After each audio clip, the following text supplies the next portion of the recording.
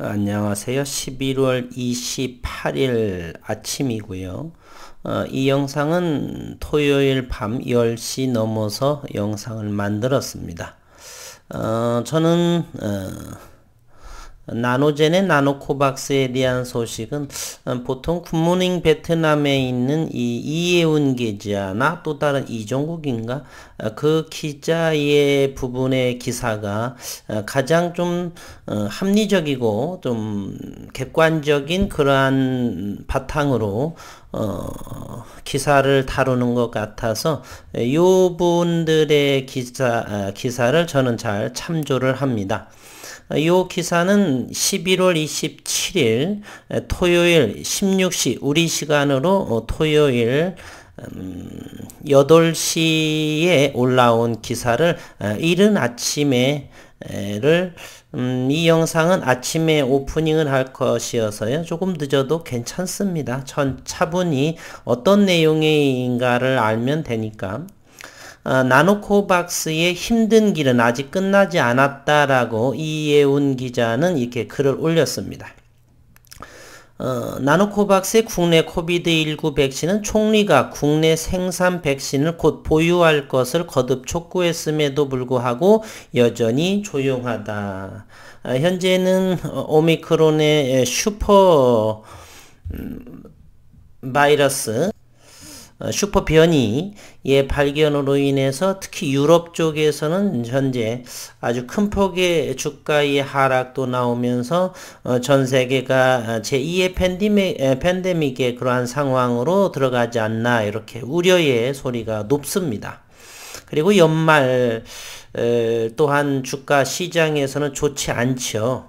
양적 완화의 미국의 테이퍼링, 금리 인상, 그리고 국내에서는 양도소득세 문제, 대주주 요건 등등 가시밭길에다가 이와 같이 슈퍼 변이에 대한 등장으로 인해서 주식시장은 대단히 불확실한 오리무중에 이렇게 들어가고 있는 상황입니다. 나노코박스이고요. 미루는 버릇이나 완벽주의는 보건부의 이해를 능력, 즉 비상 상황에서 백신을 평가할 수 있는 능력의 문제 앞에 놓이게 했다라고 했고요. 나노젠사의 나노코박스 백신은 세계적으로 코로나19 대유행이 강하게 일어나기 시작하지 이를 연구, 배치하기 위해 마련이 됐다. 2020년 5월 15일 과학기술부 장관은 나노젠 회사의 코비드19 백신을 만들도록 공식적으로 명령하는 결정 변호를 해서 여기에 서명을 했다. 코비드19 백신은 제조업 단백질 기술 기반으로 생산되는 완전한 새로운 백신이며 가장 중요하고 시간이 많이 걸리는 것은 나노젠이 베트남에서 빠르게 확산되고 있는 코비드19 변종에 적합한 유전자 세그먼트를 설계하기 위해 유전자 조각을 선별해 코비드19에 대한 백신을 생산하는 것이다. 나노코박스 백신은 6개월간의 연구 끝에 중앙위생연구역학연구소로 보내져 테스트를 받았다. 백신 나노코박스의 신호 중앙위생역학연구소는 2020년 12월 7일 지난해 햄스터를 대상으로 나노코박스의 검사 결과가 매우 우수한 것으로 나타났다고 통보했고 2020년 12월 9일 보건부윤리위원회는 하노이에서 백신의 개요, 시행장소 그리고 인간을 대상으로 백신을 임상할 준비가 된 자원봉사자 선정에 합의하기 위해 회의를 열었습니다. 2020년 12월 18일 하노이의 군사의학 아카데미에서 60명을 대상으로 나노코박스 백신이 일상시험으로 실시되었고 2021년 올해 2월 26일 군의관 학교는 하노이와 롱안에서 나노코박스 백신의 임상 2상을 실시를 했습니다. 4개월여가 지난 2021년 6월 11일 전국 곳곳에서 1만 3천여 명의 자원봉사자를 대상으로 나노코박스 백신 임상시험이 계속되었고 북부 지역은 군의관 학교에서 시행하고 남부 지역은 호찌민시 파스테르 연구소에서 시행하며 흥앤성, 롱안성, 띠엔장성의 예방의학센터와 협력을 합니다. 9월 18일 국립생물의학연구윤리위원회는 나노코박스 백신에 대한 임상 3상 연구소를 두 번째로 승인을 했고, 윤리위는 승인되긴 했지만 백신의 보호 효과를 직접 평가할 수 있는 자료가 보고서에 없었다는 점도 지적을 합니다. 의약품 및 약제 유통 등록증명서 발급을 위한 자문회의가 검토하기 위해 10월 22일까지는 이 보고서를 가지지 못했다. 이에 따라 보건부는 2021년 11월 11일 이번 달이죠. 국내에서 생산된 코비드19 백신 3상 준비 임상시험 중간 결과 평가를 위한 보호 안전성 그리고 효과성 검토 전문 지침을 공표를 합니다. 이와 동시에 11월 21일 보건부 과학기술훈련부는 제16525 BYT K2DT 공문을 군의관 학교 호찌민시 파스테르 연구소 나노젠의 컴퍼니 3개 부대에게 보내 나노코박스 백신 시험 3상 추가 업데이트 보고서를 2개 협의회 및 과학기술훈련부를 위해 제출할 것을 요청합니다. 보고서 제출 마감일은 11월 24일 15시까지입니다. 매우 늦었지만 나노코박스 백신이 아직 보건부의 긴급 승인을 받지 않았기 때문에 사실은 놀라운 일이었다라고 이렇게 기사화가 됐고요. 글로벌 백신을 기다리는가? 앞서 언급한 연구와 생산이 진전됨에 따라 나노코박스 백신은 이르면 2021년 9월 긴급 조건부 승인을 받을 것으로 보였다. 실제로 이 기간 동안 보건부가 기록한 코비드19 건수는 1만 건에서 1만 4천 건까지 연속된 날이 많았다. 세계 백신 공급이 매우 부족한 상황에서 베트남이 코로나19 백신에 가장 목말라하는 시기였다.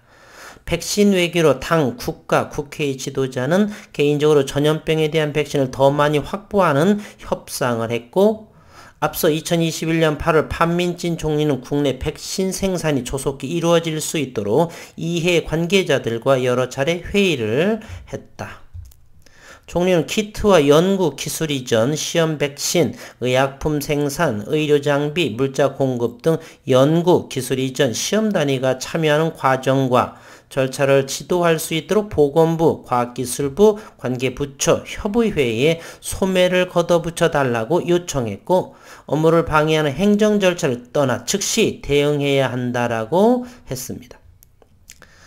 이와 동시에 총리는 보건부와 법무부의 임상시험 규정 및 보건복지부 장관의 권한을 개정하기 위해 15대 국회 2차 회의에 주무관청이 베트남이 약사법 제87조, 제89조로 연구 제안하도록 했고, 총리는 또 이는 인간의 건강과 생명과 관련된 영역이라며 따뜻한 마음과 냉철한 머리가 있어야 하지만 미루거나 서두르지 않아야 한다라고 말했습니다. 총리께서 나노코박스 백신의 연구 및 생산 과정을 살펴보면 인적 요인, 과학기술, 백신, 자율성, 국민, 당, 정부 지도자의 지원 등의 시급함 등 백신이 곧 탄생할 수 있는 모든 유리한 요소가 있음을 알 수가 있습니다.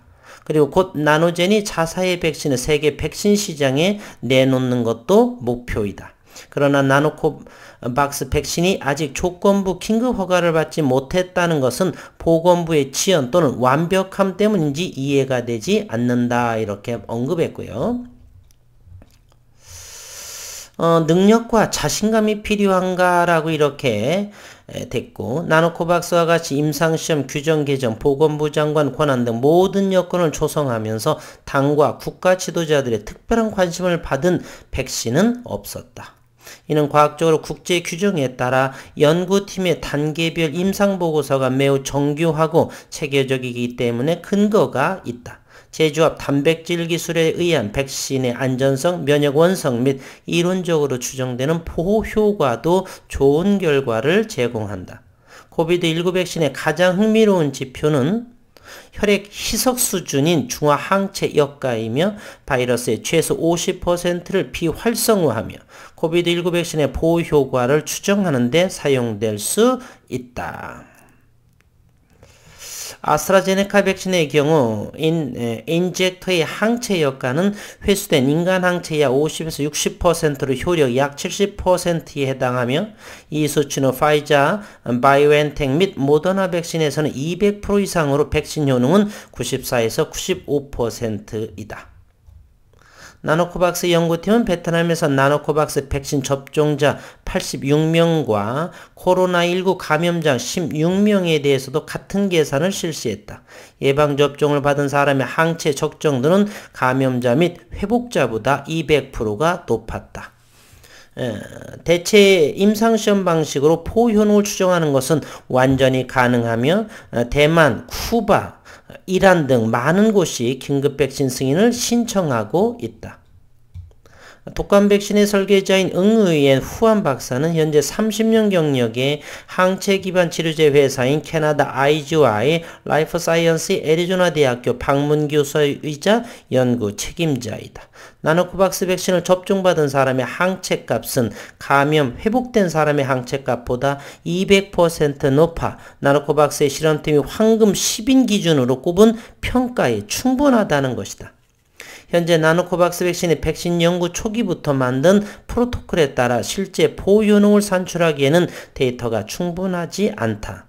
한편 허가된 코비드19 백신을 완전히 접종한 사람들은 여전히 코비드19에 감염되지만 증상이 덜 심각한 가벼운 질병을 가지고 있는 경향이 있다.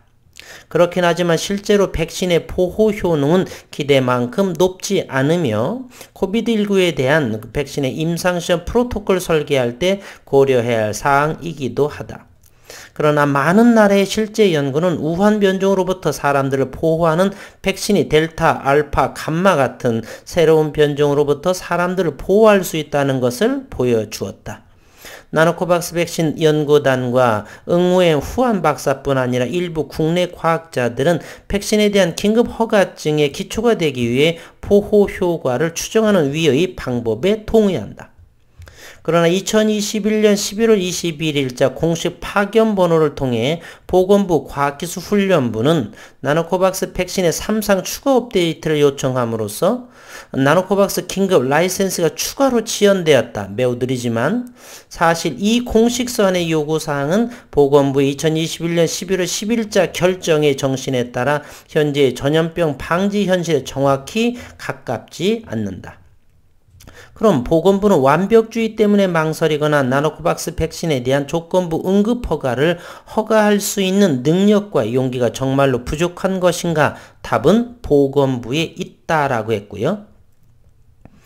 지난해 5월 15일 과학기술부 장관은 코비드19에 대한 백신으로 나노젠을 공식 주문한 결정 번호에 서명했다. 12월 7일 햄스터에 대한 나노코박스의 실험 결과에 대한 통지서를 보냈다. 12월 9일 보건부 윤리위원회가 하노이에서 만나 나노코 백신 개요에 합의했다. 12월 18일 나노코박스 백신 60명을 대상으로 1단계 임상 실험을 실시했고 올해 2월 16일 나노코박스 백신은 하노이 롱안에서 임상 2상을 실시했다. 올 6월 11일 나노코박스 백신은 전국의 많은 센터에서 13,000명의 차원자를 대상으로 3단계에서 계속 테스트가 되었다. 9월 18일 제2차 국가생명윤리연구위원회는 나노코박스 백신에 대한 임상 3상 연구보고서를 승인했다. 이렇게 했습니다. 서서히 오미크론의 슈퍼 변이의 발생 그리고 최근 들어서 이제 점차적으로 나노코박스에 대한 긴급 승인에 대한 이야기가 베트남 언론 이곳저곳 국민들 여러가지 등으로 인해서 강한 촉구, 요구사항, 긴급 승인에 대한 요구가 점차적으로 많아지는 상황이어서 혹시 기대해 볼 만한 같은 이제 그래서 우리는 미리 앞질러 생각하는 것보다 이렇게 자꾸 10번째가 안 넘어가는 나무 없듯이 자꾸 언론에서 국민들의 요청, 긴급 승인에 대한 요구로 인해서 답은 보건부에 있다라고 했으니까 우리도 서서히 주가 또한 여전히 가장 바닥권에 위치하는 그러한 상황에 놓여져 있고 전 세계는 다시 제2의 팬데믹의 그러한 상황에 있고 12월 연말의 시장 상황 상황은 좋지 않지만